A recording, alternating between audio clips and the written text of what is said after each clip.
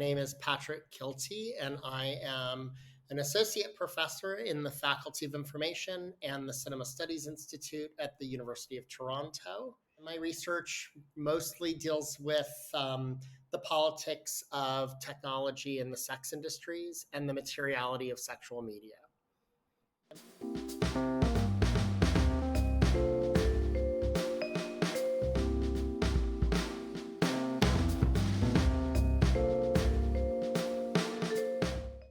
So, Patrick, congratulations on publishing this excellent book. Can you please tell us the title and who's in it and where we can get a hold of it?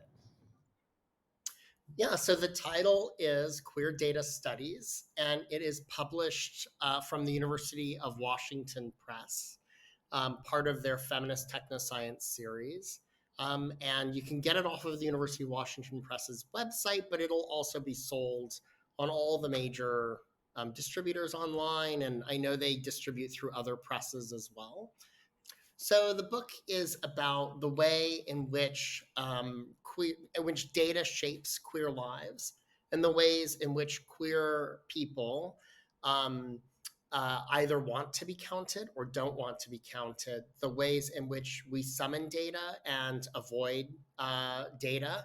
The way in which we're part of data capture and enter into biopolitics, and sometimes the ambivalence we feel about that. It's about a sort of nuanced approach to data, the necessity of it, but the perils of it, acknowledging its power, but also understanding that that cuts both ways. And the main intervention is to not think of data as always good or always bad. And there are books that advocate for more data accumulation as a way to improve queer lives. Or there are also folks whose approach is no data, that all data is violence. And in fact, um, data can be a world-making force, a world-altering force in really positive ways. And there are lots of examples of that in this book as well. And so, the idea is not to just think of data as always good or always bad, but to have a more sophisticated, nuanced, and strategic approach to data.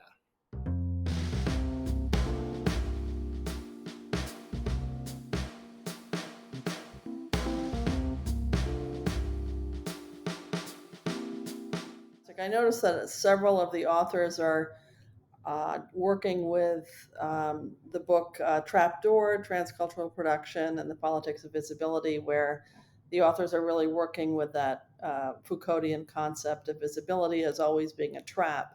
And with that, a similar kind of concern, but the whole notion of the trapdoor is providing a kind of a route out of that binary, really, between good versus bad.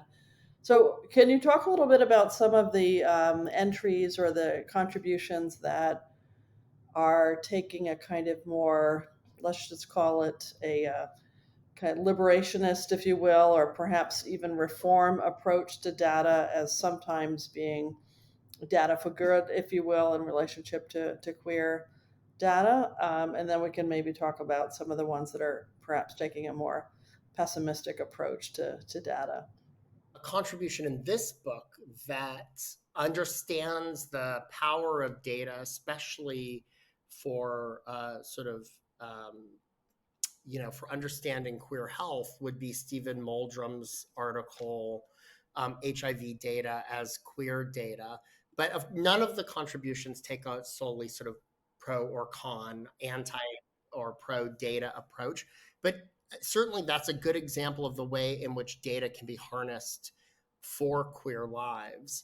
And while Moldrum is, of course, critical of certain kinds of data regimes, data is incredibly important. I think probably, the current COVID pandemic was a good example of the way people found comfort in data, and it helped people understand sort of a large health context.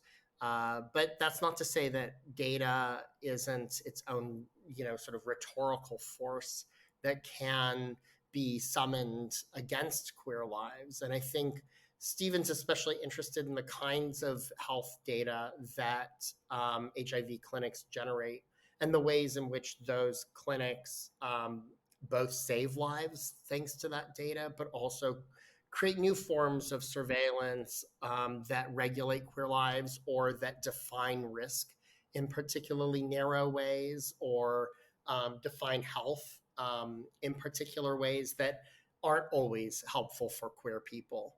Um, but I mean, I think, yeah, when it comes to data as a force for good, I would look probably to Stephen's article. Yeah, Lena Zieglert's, and I'm hoping I say her name correctly, but Lena's article, Not Enough Meaningful Data Lessons from Eastern Europe, is about actually the way in which you can create stories about queer intimacy in a town in Eastern Europe where queer lives are despoiled by being made visible. And in this case, they've created a sort of app for telling stories about where queer intimacy can occur, where these kinds of histories of queer life have thrived, even though they're not widely known and they're sort of hidden histories. But this is one way, I think history is one way in which data can be summoned to tell queer stories about queer pasts and to help imagine a queer future, even in places where they they seemingly don't exist, right? Um, so, and that's not to say that all historical data is always positive, but Lena gives us a positive example. One of the interesting things is for Harris Kornstein's article, Homobiles Queering Data Through Ephemerality and Intimacy. Harris is interested in how data's failure to scale is a form of queerness, especially on a mobile app that is a ride sharing app for drag queens, so that they can have a safe ride sharing to and from venues. And I think Harris focuses, Harris, who is a famous drag queen, Little Miss Hot Mess. Harris focuses on this ride sharing app in San Francisco that was meant to provide a kind of safety for drag queens, but also um, deliberately didn't collect a lot of data to sell to third parties. That was precisely not the point, right, of the app. The app was about um, data as harm reduction. And for this app, that meant a failure to scale.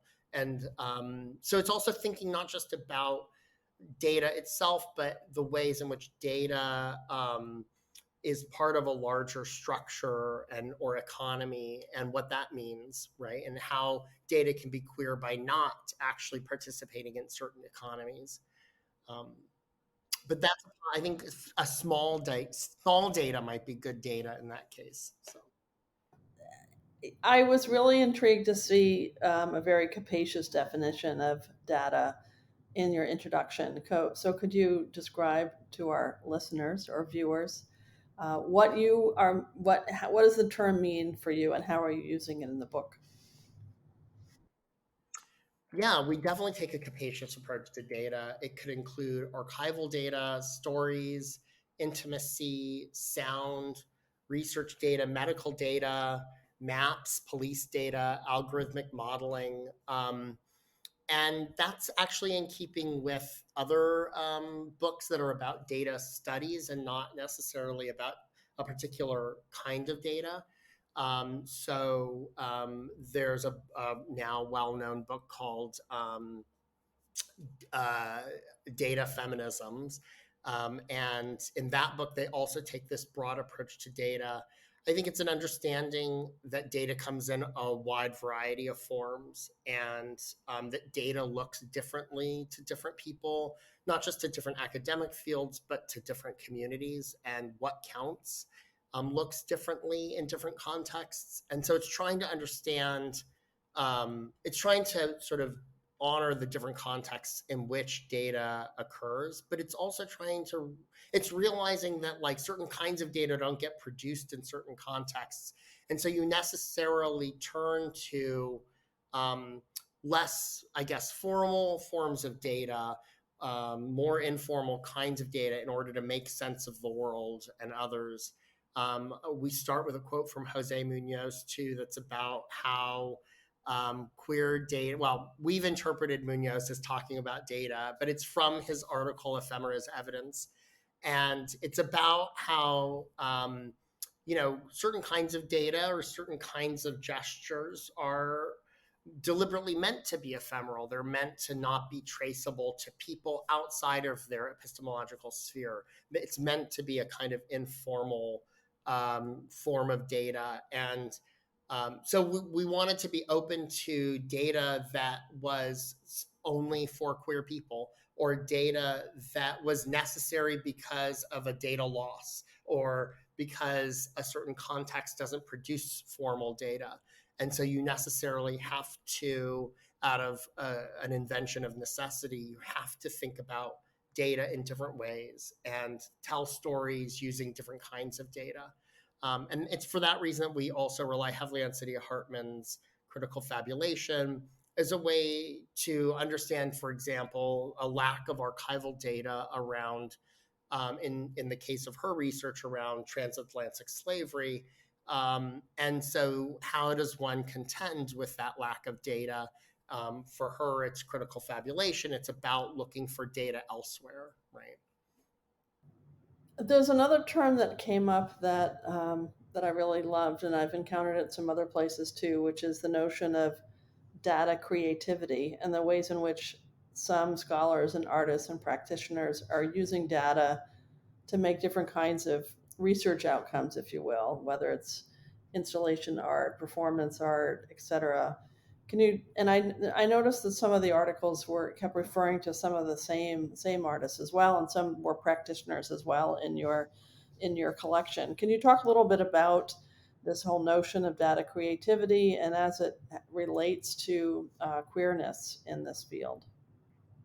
There's a couple of artists, like Shaka McLaughlin's an artist in the book who who's also writing about. Well, Shaka's a professor who's also an artist, right? And they do talk about a number of art practices that engage with uh, data politics and queer lives, and including their own. And they were taken as one of the foundational texts for the book. And in fact, we asked Shaka if we could um, reprint an article they wrote, a chapter they wrote for Black Queer Studies, for E. Patrick Johnson's Black Queer Studies. But in reprinting it, Shaka generously wrote this new introduction that accounted for all of the sort of like Black and queer text studies that had happened since McLaughlin had published this piece.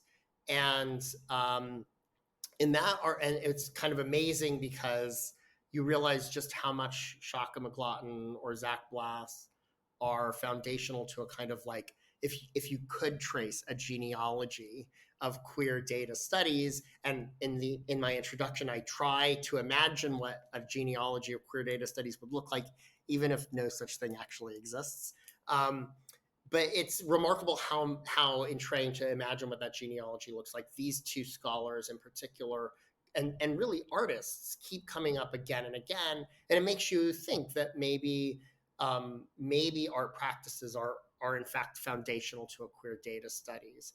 That didn't make it into. I don't think I said that explicitly in the introduction, and I'm only thinking of it now, thanks to your question. But yeah, Shock is interested in sort of art practices that respond to a gentrification in San Francisco, and a sort of like a smart city and datafied city that has been turned over into the service of a kind of tech capitalism that has despoiled queer lives and pushed out queer or people of color in particular from that city, drag queens. Um, and Zach, I think, is interested in absolutely how data constitutes a subject, but is interested in probably reimagining data in the service of queer people. So, So, Patrick, I'm really curious. What would a queer approach to data look like? well, I mean, yeah, that's a great question. And at the end of my introduction, I try to answer it as best I can based on the chapters in this volume. I think I come up with a few points like queer data centers, queer and trans people, This is especially inspired by Amy Hamray and Kelly Fritch's Queer Technoscience Manifesto, which appeared in the journal Catalyst, the feminist technoscience journal. A queer approach to data would start with an understanding of not data for, but data by and with. And it recognizes that queer and trans people know best how data despoils and enables queer lives. I think queer data would focus on what data does. So, the book kind of starts from an assumption that queer people uh, don't always have bodily autonomy and therefore can't assume data sovereignty. And so to meditate on what data does is to think about how it acts and is enacted on queer people. Um, it also focuses on, what is the sort of social and political matrix of data for queer people. I think data, as this book demonstrates again and again, queer data is capacious. It can include a wide range of cultural forms. Um, and it can encompass a wide range of structures and infrastructures. And I think the book also suggests that maybe data is curious and irregular and messy. And in this sense, we're thinking about queer as sort of irregular. And it doesn't always easily conform to standards. It's not always normative. It's not always formal. And it requires a kind of reinvention. And it can itself be contradictory. And I think finally, the book articulates queer data as being committed to justice and enabling queer lives to thrive. So I have another question, which is really kind of about fields, because it does seem to me post social media, digital turn, etc.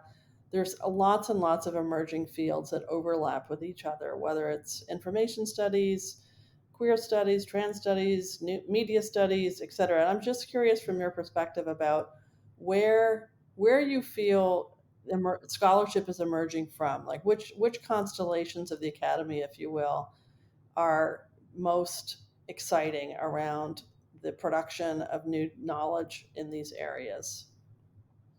Well, for queer data studies, I mean, based on contributors to this book, I mean, we have people coming from anthropology, cinema, communications, history, media studies, science and technology studies, gender studies, of course. And I think that the fields that are mostly interested in data studies, as this book understands it, are science and technology studies, information studies, digital humanities, communications, media studies, and of course, LGBT studies or queer studies and queer theory.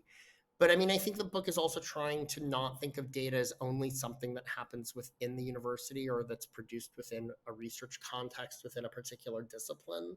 I think the book is pointing to ways in which data happens kind of all around us and can be summoned in different forms. I especially think that some of the folks focusing on artists in the book or focusing inevitably on certain kinds of tech companies show that data is being produced all the time for non-research purposes, and that is, for the artists in the book, it's collaboratory. For the tech companies in the book, it's definitely not collaboratory.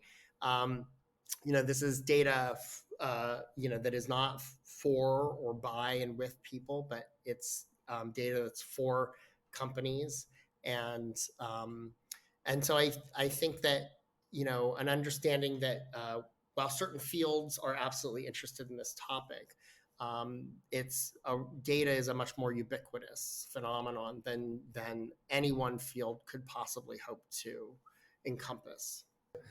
So, one final question. I mean, when a person does a project like this, which is so exciting, there's always areas of research that you wish you could conjure into being a bit more effectively. Like you're at the beginning of some emerging work, but it's not quite out there yet. So, could you reflect a little bit about where that work is and what you hope the field will create for the rest of us over the next 5 years or so? I mean, I would like to, for queer data in particular, for queer data studies in particular, I would love to see us continue to have this more strategic approach to data and think about how we can, um, when we need to resist it better. When we need to summon it better, and find forms of data that we don't think, things that we don't think of as data, to sort of um, realize that they're out there and they just need, I guess, engaging with. But I'd also like us to, develop ways of strategizing data better.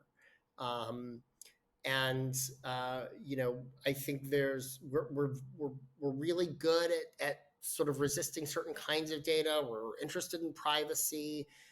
Maybe some of us are statisticians and we understand the rhetorics of statistical modeling and how it can shape thinking, or we can even understand data visualization and how it too can shape our thinking about a particular phenomenon. um, but I think that there's other kinds of data that aren't captured in data visualization or statistics. And I would like to see us think more broadly about data, and I would like us to come up with better strategies for harnessing data for queer lives. I think there's a number of fields that are poised to do this really well. I think information studies, science and technology studies. I actually think statistics is incredibly compelling when it comes to this. I think no one understands the rhetorical power of numbers better, perhaps, than statisticians. So, and obviously data scientists, who are kind of, I guess, cousins of statistics and sometimes are statisticians. I think they understand that as well, and I think they understand the way in which data is both powerful and perilous. So, yeah, I would like to see us sort of think more broadly about it, strategize better about it, and think about ways in which it can, you know, enhance, I guess, enhance queer lives and prevent queer harm. So, Well, thank you so much, Patrick, and congratulations on the book. It's really fantastic and exciting, and I really appreciate your taking the time to talk with us today.